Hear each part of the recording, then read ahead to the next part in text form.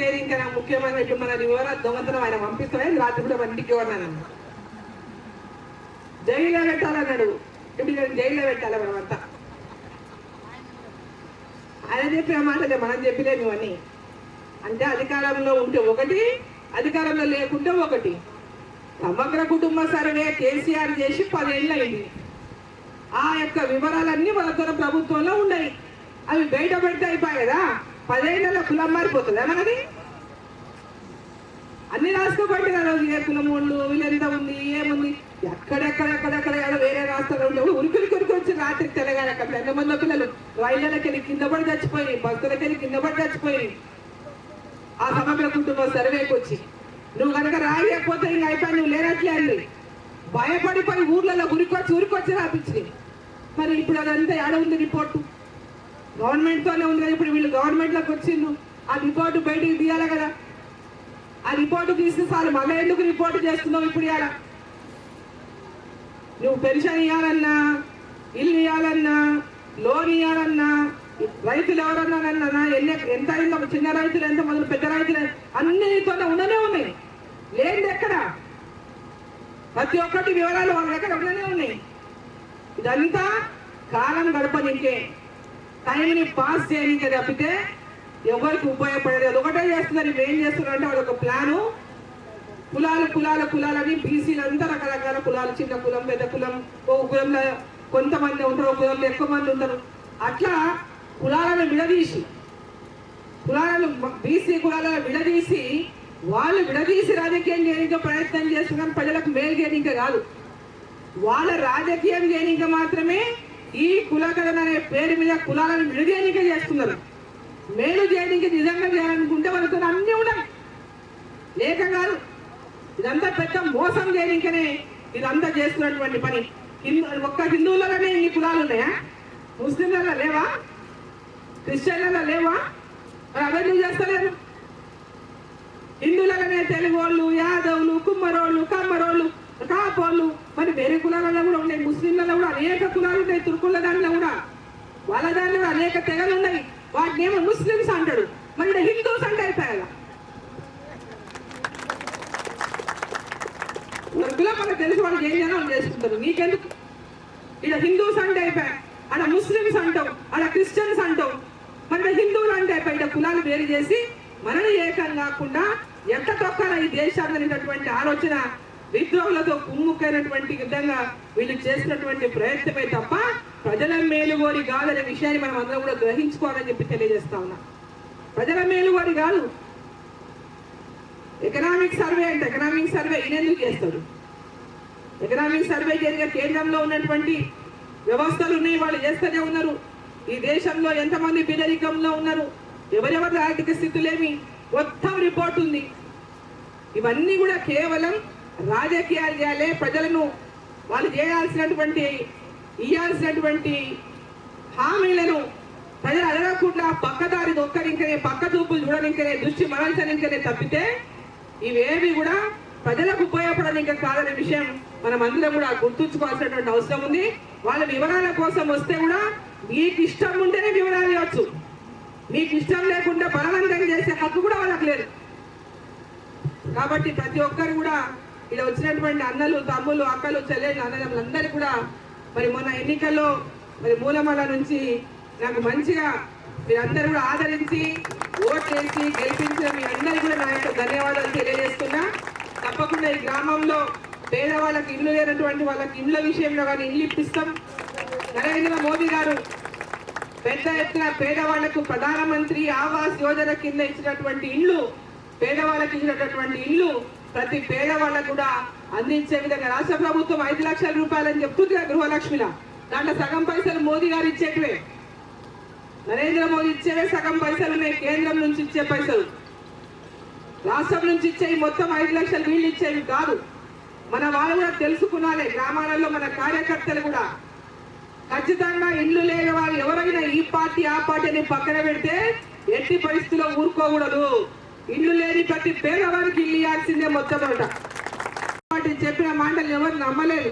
వాళ్ళు చెప్పేవాడిని అబద్ధాలు, భారతీయ జనతా పార్టీ చెప్పిన మాట నిలబెట్టుకుంటుంది, చేసే మాటనే చెప్తుందని ఆ రోజు చెప్పిన అనేక పథకాల గురించి. కానీ మోసపోయి కాంగ్రెస్ పార్టీకి ఓట్లేసిండు, అధికారంలోకి వచ్చింది. ఎందుకంటే టీఆర్ఎస్ కంటే ఎక్కువ ఇస్తాడు కాబట్టి ఇస్తాడేమో ఆశపడి ఓట్లేసిండు. టీఆర్ఎస్ ఆయన మోసం చేసిండు, ఆయన కక్షలు కార్పణ్యాలు ఆయన మోసాలు, ఒక్క ఇల్లు కట్టలే పేదోళ్ళకి, ఒక పిల్లగానికి ఉద్యోగం ఇయ్యలే, ఇవన్నిటిని ఇసుకొచ్చి కాంగ్రెస్ దూతం ఇస్తుందేమో అనుకున్నారు. అది అందరినీ బోర్ల బొక్కలేసింది తెలంగాణ ప్రజలందరినీ కూడా. ఈరోజు పెద్ద ఎత్తున తెలంగాణ వాళ్ళు మళ్ళీ మోసపోయిన తెలంగాణ వచ్చిన తర్వాత కేంద్రంలో ఉన్నటువంటి ఎన్డీఏ ప్రభుత్వం, నరేంద్ర మోదీ గారి ప్రభుత్వం ఈ దేశం కోసం, దేశ ప్రజల యొక్క అభివృద్ధి కోసం, ఈ దేశం యొక్క భద్రత కోసం, ఈ దేశం యొక్క గ్రామ గ్రామాన ఉన్నటువంటి చిన్న పిల్లల దగ్గర నుంచి వాళ్ళ భవిష్యత్తుల గురించి ఆలోచించి ఈ దేశాన్ని 2047 అంటే 100 సంవత్సరాలు మన ప్రభుత్వం, మన భారతదేశానికి స్వతంత్రం వచ్చి ఆనాటి కల్లా భారతదేశాన్ని ప్రపంచ దేశంలోనే అభివృద్ధి చెందినటువంటి దేశంగా తీర్చిదిద్దాలనేటువంటి లక్ష్యంతోన ఒక ప్రణాళికాబద్ధంగా నరేంద్ర మోదీ గారి ప్రభుత్వం ఇలా ఈ భారతదేశాన్ని నడిపిస్తూ ఉంది. ఆ లక్ష్యంలో మీరందరూ కూడా భాగస్వాములుగా ఉండి మన దేశం యొక్క అభివృద్ధి కోసం, దేశ భద్రత కోసం, మన పిల్లల భవిష్యత్తు కోసం, మన రైతుల భవిష్యత్తు కోసం, మన మహిళల భవిష్యత్తు కోసం, మన విద్యార్థుల భవిష్యత్తు కోసం, మన అందరి భవిష్యత్తు కోసం మరి ప్రతి ఒక్కరు కూడా భారతీయ జనతా పార్టీకి అండగా ఉండాలని చెప్పి నరేంద్ర మోదీ గారికి ఇంకా పెద్ద ఎత్తున మద్దతు ఇచ్చి ఈ దేశాన్ని బలోపేతం చేయాలని చెప్పి మిమ్మల్ని అందరినీ కూడా కోరుకుంటూ మరి క్రీడా ప్రాంగణానికి కూడా నా యొక్క ప్రయత్నం ఈ 10 లక్షలు పెంచేటటువంటి కాంపౌండ్ వాళ్ళకే కాకుండా ఇంకా క్రీడా ప్రాంగణానికి స్టెప్ బై స్టెప్ ఏ విధంగా మనం దీన్ని అభివృద్ధిలోకి తీసుకెళ్తామనేటువంటి ప్రణాళికబద్ధంగా తీసుకెళ్ళడానికి నా వంతు సహకారం అందిస్తా అని చెప్పి సందర్భంగా తెలియజేస్తూ అధికారంలోకి వచ్చింది. కానీ ఈరోజు పెన్షన్లు 2000-4000 చేస్తామన్నారు. 2000-4000 సంగతి దేవుడరు. చాలా మందికి పెన్షన్ లేని వాళ్ళకి ఇప్పటిదాకా పెన్షన్లు వస్తలేదు, కొత్త దరఖాస్తులే తీసుకుంటలేరు. అదేవిధంగా డిజేబుల్ అంటే హ్యాండిక్యాప్డ్ వాళ్ళు కూడా ఈరోజు అందరు చుట్టూ తిరుగుతున్నారు. మేము సర్టిఫికెట్లు పెట్టుకున్నాం, మేము పెన్షన్ల కోసం తిరుగుతున్నాం, మేము దరఖాస్తులు పెట్టుకున్నాం, భర్తలు చచ్చిపోయిన వాళ్ళు, కాళ్ళు ఇరిగిపోయిన వాళ్ళు, కళ్ళు పోయిన వాళ్ళు తిరుగుతూనే ఉన్నారు. కానీ ఇప్పటిదాకా ఒక్క పెన్షన్ కూడా కొత్తది శాంక్షన్ కాలేదు. ప్రతి మహిళకు 2500 రూపాయలు ఇస్తామన్నారు. ఇంటింటికి 18 ఏళ్ళు దాటిన ప్రతి మహిళకు 2500 నెలకి ఇస్తామన్నారు. ఇప్పటిదాకా ఎక్కడ కూడా ఏ ఒక్కరి కూడా 2500 మహాలక్ష్మి అన్నారు, ఎక్కడ లేదు. కళ్యాణ లక్ష్మి, గృహలక్ష్మి, మహాలక్ష్మి ఇలా 3 పేర్లు పెట్టి ఇప్పుడు గృహలక్ష్మి లేదు, కళ్యాణ లక్ష్మి తులం బంగారం అన్నారు. 1,00,000 రూపాయలకే సరిపెడుతూ అందరికి కూడా ఇస్తలేరు. ఇప్పటిదాకా ఒక్కరికి కూడా 1 తులం బంగారం ఇచ్చిన వాళ్ళు లేదు, ఏ ఒక్కరికి వచ్చింది లేదు. చదువుకున్న పిల్లలకు ఉద్యోగాలని పిల్లలకు 2 లక్షల మంది ఉద్యోగాలు ఇస్తామని ఇప్పటిదాకా 10% మంది కూడా ఉద్యోగాలు ఇవ్వలేదు. ఉద్యోగాలు రాని పిల్లలకు నెలకు 4,000 రూపాయలు నిరుద్యోగ వృత్తి ఇస్తామన్నారు. ఇప్పటిదాకా ఒక్కరికి కూడా ఇచ్చింది లేదు. డిగ్రీ చదువుకున్నటువంటి అమ్మాయిలకు, కాలేజీ పోనీకి అమ్మాయిలు డిగ్రీ చేస్తున్నటువంటి అమ్మాయిలకు ఎలక్ట్రిక్ స్కూటర్లు ఇస్తామని చెప్పింది. ఒక్కరికి కూడా ఎక్కడ ఒక స్కూటర్ ఇవ్వలేదు. చదువుకున్నటువంటి వాళ్ళ ఉన్నత చదువులు చదువుకోవడానికి అంటే పైన చదువులు చదువుకోవడానికి ఫీజులు కట్టుకోనికే బ్యాంకుల ద్వారా 5 లక్షల రూపాయలు రోడ్ ఇప్పిస్తామన్నారు. ఎలాంటి గ్యారంటీ లేకుండా ఇప్పటిదాకా ఏ ఒక్కరికి ఇచ్చింది లేదు. అదేవిధంగా బీసీ కార్పొరేషన్ కానీ, ఎస్సీ కార్పొరేషన్ కానీ ఏ కార్పొరేషన్ రూపాయి వరకు వచ్చింది లేదు, ఇచ్చింది లేదు. అన్ని రకాలుగా ఈరోజు 500 రూపాయల బోనస్ అన్నారు రైతులకి ప్రతి పంటకి. ఈరోజు ప్రతి పంట పోయింది, సన్న ఓట్లకు మాత్రమే అంటున్నారు ఇప్పుడు 500 రూపాయలు. అది కూడా కొనడం లేదు, ఇవ్వడం లేదు. సరైనటువంటి ఖరీదు కూడా ఇంకా సెంటర్లలో జరుగుతలేదు. ఎక్కడ పోయినా కూడా రకరకాల ఇబ్బందులు రైతులు పడుతున్నాయి. 500 బోనస్ ఇచ్చేసినాం, ఇంకా అయిపోయిందనే చెప్తున్నారు.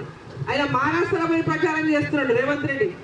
తెలంగాణలో 6 గ్యారెంటీలు ఇచ్చినాం, బ్రహ్మాండంగా ఉంది తెలంగాణలో బ్రహ్మాండంగా చేసినాం, దేశమంతా తెలంగాణ లెక్క కావాలి, మహారాష్ట్రలో ఓట్లు వేయండి కాంగ్రెస్ అంటున్నారు. 2 లక్షల రైతులకు ఇచ్చినా మీద 3 లక్షలు ఇస్తామంటున్నాడు కర్ణాటక మహారాష్ట్రలో 3 లక్షలు ఇస్తా అని చెప్తున్నారు. ఇక 2500 చెప్పింది ప్రతి మహిళకి అంటే 3000 ఇస్తామని చెప్తున్నారు. ఇట్లా వీడికంటే ఇంకా ఇంత ఎక్కువ చేశారని చెప్తున్నారు కానీ ఈయనేమో ఇంకా ఎవరికి ఇచ్చిందే లేదు. అంటే మోసం చేయనిక తెగబడ్డారు తప్ప ప్రజలకు సేవ చేయనిక ఇంకా కాంగ్రెస్ పార్టీ అలా ఎక్కడ కూడా ఈ యొక్క అబద్ధాలు చెప్పేది తప్పితే ఈరోజు నిజాలు చెప్పినటువంటి పరిస్థితిని కాంగ్రెస్ పార్టీ పూర్తిగా కోల్పోయి అబద్ధాలు మాట్లాడుకుంటే మళ్ళీ నరేంద్ర మోదీ అబద్ధాలు చెప్తున్నారంట. వీళ్ళు అబద్ధాలు చెప్పి నరేంద్ర మోదీ ఏమన్నారు, తెలంగాణలో కర్ణాటకలా వాళ్ళు ప్రజలకు ఇచ్చిన మాట నిలబెట్టుకుని లేరు అంటే మోదీ అబద్ధం చెప్తున్నాడు. ఇది ఉన్న వాళ్ళు ఎవరైనా చెప్పండి, అందరికి 2 లక్షల రుణమాఫీ అయిందా? 15,000 రూపాయలు వచ్చింది అందరికి రైతులకు రైతు భరోసా? 2,500 ప్రతి ఆడపిల్లకు వచ్చినాయా? పెన్షన్ 4,000 అయిందా? మళ్ళీ ఆయన అబద్ధం చెప్తున్నాడు నరేంద్ర మోదీ. ఇవన్నీ చేసినా అని చెప్తున్నాడు ఆయన బయట పోయి. ఇవి ఏమి చేయకుండా అబద్ధాలు చెప్తున్నాడు. కాంగ్రెస్ పార్టీ మోసం చేసింది ప్రజలనంటే మోదీ అబద్ధం ఆడుతున్నాడు. నేను రేవంత్ రెడ్డికి ఇంత ఉన్నాడు, మోదీ గురించి అబద్ధాలు చెప్తాడు ఆయన. ఈరోజు పచ్చి అబద్ధాలు వాళ్ళు మాట్లాడకుండా ఇప్పుడు తెలంగాణ పరిస్థితి ఏమైందంటే జూటంక దుకాన్ లుటేరంక మకాన్ అబద్ధాలు చెప్పి తెలంగాణలో దోచుకునేటటువంటి పరిస్థితి అలా కాంగ్రెస్ పార్టీ పరిస్థితుంది. హైడ్రాని బిల్డింగ్లు కూడా కొడుతున్నారు, హైదరాబాద్ లో పేదవాళ్ళ ఇండ్లు కూడా కొడుతున్నారు. మూసి అని చెప్పి పేదవాళ్ళ ఇండ్లు కూడా కొట్టడానికి తయారైంది. ఎక్కడ పోయినా పేదోళ్ళ మీద పడ్డారు. అంటే ఈ ఆడొక్కరు ఇడొక్కడే పెద్దవాళ్ళు కూడా కొట్టే పేదోళ్ళ మీద పడితే పెద్దవాళ్ళు వచ్చి పైసలు ఇస్తే సంచులు వస్తాయని ఆ సంచులు తీసుకుపోయి పైన కాంగ్రెస్ పెద్దలకి ఏనికే ఎలక్షన్లకు పంచనీకే. ఈరోజు తెలంగాణలో ఉన్నటువంటి ప్రజలంతా కూడా ఆనాడు భారతీయ జనతా పార్టీ వాస్తవాలు చెప్తే నమ్మలే, ఎవరు ప్రజలు నమ్మలే. మోసం చేస్తూనే నమ్మింది. కషాయాన్ని గొర్రె నమ్మినట్లా మోసం చేస్తూనే నమ్మిండ్రు ప్రజలు కూడా. నిజం చెప్పిన వాళ్ళని నమ్మలే. భారతీయ జనతా పార్టీ చెప్పింది, టిఆర్ఎస్ పార్టీ అప్పులు చేసింది, మొత్తం మోసం చేసింది, తెలంగాణ లూటీ చేసింది. టిఆర్ఎస్ పార్టీ పథకాల పేరు మీద పథకాలు ప్రజలకు పెట్టి పెద్ద ఎత్తున లక్షల కోట్లు దోసుకొని అప్పుల పాలు చేసిందని చెప్పినాం. వీళ్ళు కూడా అప్పులైనా అని అనేక అబద్ధాల మాయ మాటలు చెప్పి అధికారంలోకి వచ్చినాక రాష్ట్రంలో మేమేమో లంచ పిందెలు ఉన్నాయనుకున్నాము, ఈడ వస్తే ఖాళీ పిందెలు ఉన్నాయని చెప్తున్నాడు రేవంత్ రెడ్డి. ఆయన తెలియదు ముందే లంచ పిందెలు ఉన్నాయి, ఖాళీ పిందెలు ఉన్నాయి అందరికీ తెలుసు. ఇప్పుడు ప్రభుత్వంలోకి వస్తే చాలా కష్టము. ఈ ప్రభుత్వంలో అబద్ధపు హామీని ఇస్తే జనాలను మోసం చేసినట్లే అని నరేంద్ర మోదీ గారు ఏమి చేయగలుగుతామో భారతీయ జనతా పార్టీ అవి మాత్రమే మీరు ప్రజలకు హామీ ఇవ్వండి తప్ప అబద్ధపు హామీలు ఇవ్వద్దని చెప్పింది. తప్పకుండా ఈ రోడ్డును వేయించడానికి తప్పకుండా నా సహకారం అందిస్తాను.